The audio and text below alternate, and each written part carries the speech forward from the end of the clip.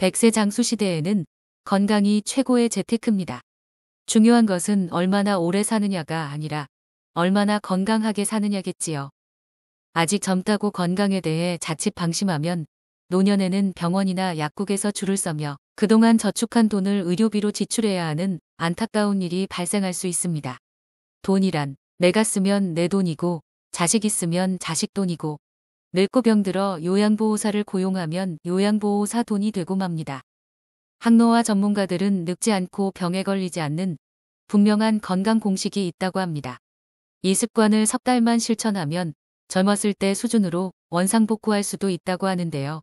오늘은 젊음을 되찾는 건강 공식 5가지와 최고의 식습관 방법 3가지를 알려드리겠습니다. 누구나 죽음은 두렵기에 건강하게 오래 살고 싶어 한다. 중국의 진시황은 불로장생의 눈이 멀어 영생할 수 있는 약을 구하기 위해 지독하게 집착했고 몸에 좋다는 것은 뭐든지 했지만 결국 50세라는 젊은 나이에 세상을 떠났다. 수명은 신의 영역이지만 인간의 힘으로도 수명을 늘렸다 줄였다 할 수 있다. 생활습관과 식습관을 바꾸는 변화 하나가 죽는 날짜를 바꿀 수 있다. 의학이나 약에 의존하지 않고 현재 내 삶에서 작은 변화 하나만 준다면 누구나 지금 당장 실천할 수 있다. 생활습관병은 면역력이 떨어지는 50대 이후가 되면 발병률이 높아진다. 그러다가 60세 이후 노년이 되면 그 증가세가 더욱더 가팔라진다. 보건복지부 통계에 의하면 65세 이상 노인들의 가장 큰 지출 내역이 바로 의료비다. 정년퇴직 이후에 수입이 줄어든 상황에서 병이 나면 의료비 부담이 만만치 않다.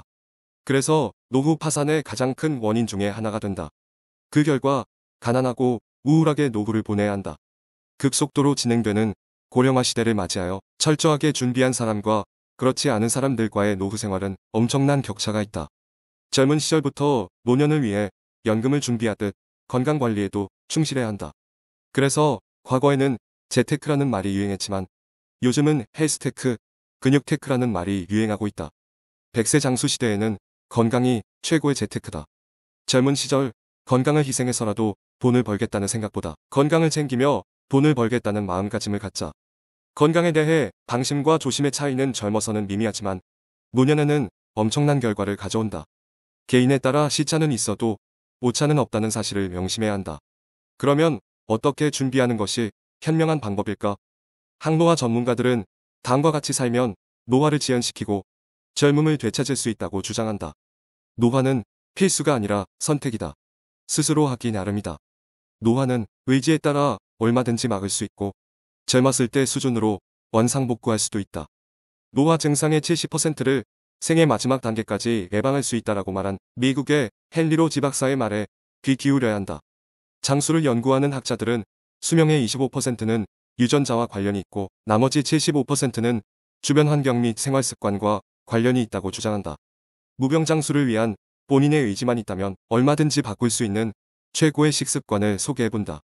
새로운 건강습관을 완전히 자기 것으로 만들려면 석 달, 총 100일이라는 시간이 걸린다.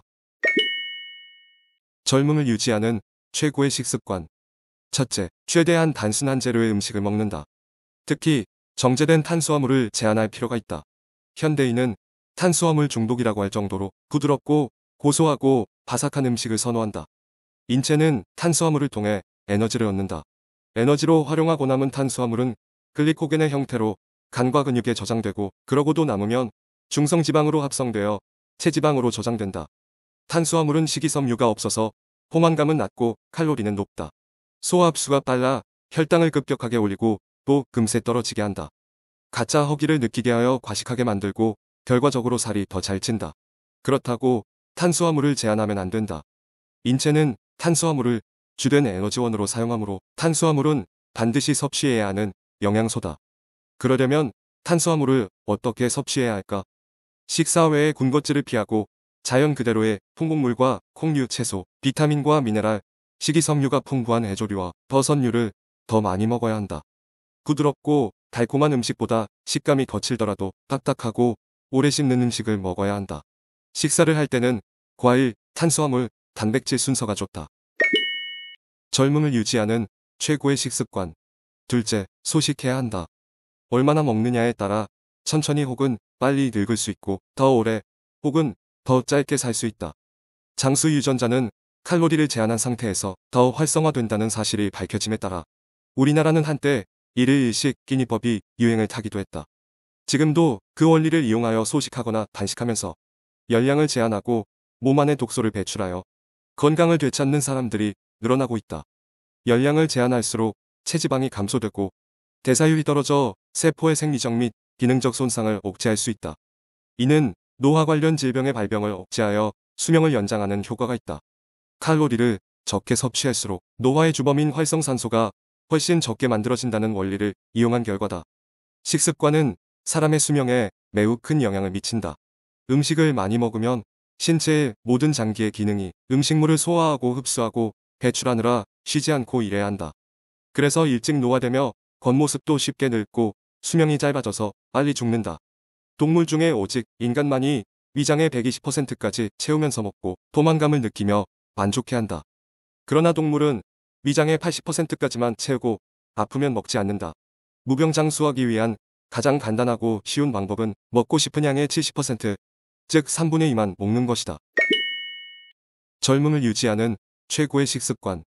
셋째, 내 아이에게 주는 밥상이라고 생각하고 먹는다. 부모는 아이에게 가장 좋은 것을 먹여주고 싶다.